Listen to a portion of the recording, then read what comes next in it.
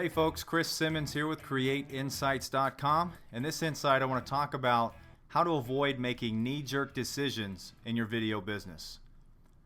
Running a video business is a huge challenge.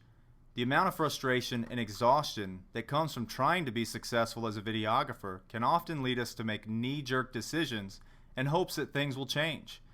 Instead of changing things up every time you hit what you think is a crossroads in your business, take a deep breath and relax.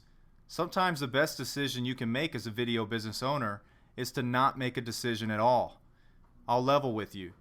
Even though I've been fortunate enough to build a pretty successful video production business, I'm still not satisfied with where I'm at financially. It's not about material things. It's about being able to relax when I want to, travel when and where I want to, and to build a sustainable business that continues to make a lot of money even when I'm not there. It's about being able to write a single check to pay off college tuition for all 4 of my children when the time comes. Being able to tell the bank to take a hike as it relates to paying off my house mortgage.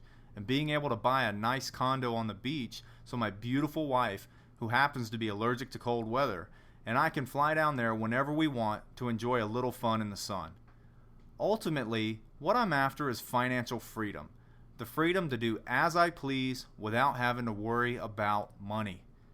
The problem is that even though I'm well on my way to achieving this, I often get impatient because I want to already be there.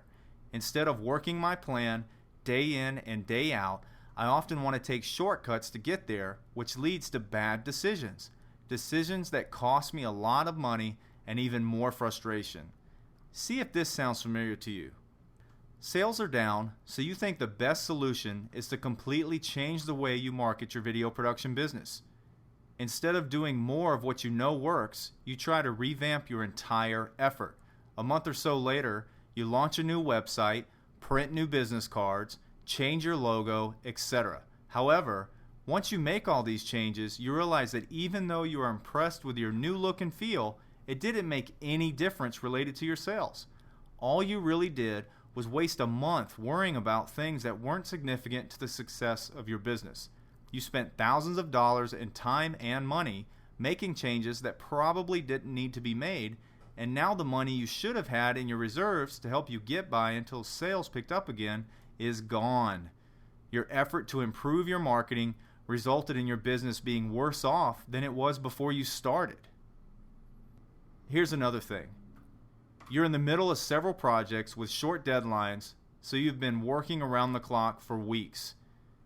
You're exhausted, cranky, and fed up with being the only one in your company who can do the work. In this time of stress, the only logical answer that comes to mind is that you need an employee who can help you edit these projects or handle shoots while you stay back in the suite, knocking them out day after day.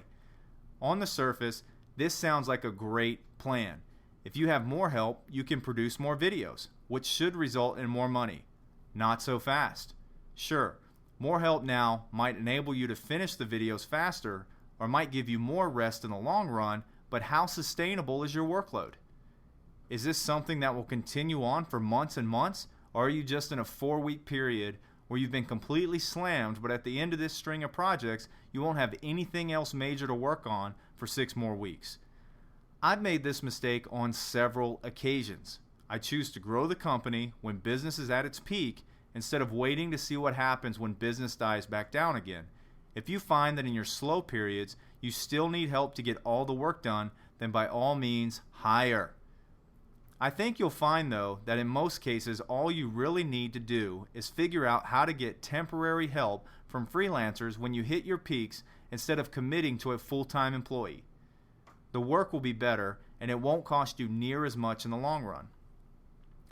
In times of economic uncertainty, it's much better to get into short-term contracts with freelancers than to make long-term commitments to employees. Sure, you can hire people and just let them go if your business slows down in a month, but if you do that too many times, you'll develop a reputation as a bad employer, and if your customers see significant turnover, they might question your ethics. Here's another thought. See if this also sounds familiar. One prospective client makes a comment about how they wish you had a particular kind of camera, so you run out and arrange financing or drain your cash reserves to get one. I know a lot of videographers who jumped on the HD bandwagon way too early. Out of 20 potential projects, maybe one prospect would indicate they were interested in producing their video in HD. So they ran out and invested tens of thousands of dollars, usually in the form of debt, mind you, to make the transformation from standard def to high def.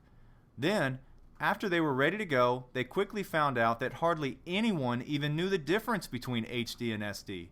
Or when the client was presented with the costs associated with HD production, they more often than not chose to go with SD. Of course, it makes sense on a lot of levels today to go ahead and start migrating your video business to HD production, if you haven't already. But you certainly don't have to do it in one fell swoop.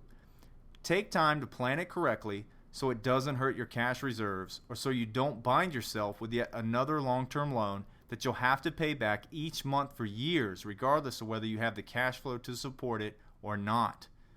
An example of this in my video business is that I've never had a legitimate production studio, because I can count on one hand the number of my productions that actually require one. It has never made financial sense for me to pay for square footage that I don't use.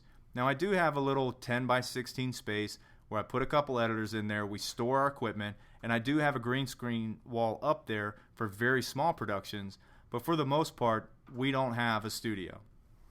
My clients rarely ever have the need for one, so I choose to rent studio space as needed, instead of paying to have one at my disposal at all times.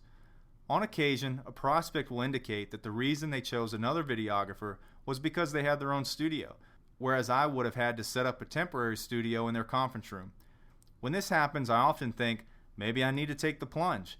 But then I also think, yeah, but the 99 other prospects who've hired me this year obviously didn't care if I had a studio, so why should I weaken my financial position for the one person who had a problem with it? I know that having a studio makes sense for a lot of you, but it's never made sense for me, at least not yet. I'm in the process of pitching several ongoing projects to clients, and if I get them, it probably will make sense to invest in a studio, but only because the cost will be built into the contract. So here's a final thought. Before you make a decision that will cost money and send you off in another direction, take a step back and think about whether what you want to do will actually make a difference to your bottom line. More often than not, if you just continue to work your plan, assuming you have one, and take some time off when you feel like you're burning out, things will improve and you will steadily move towards your goal of success as a video business owner.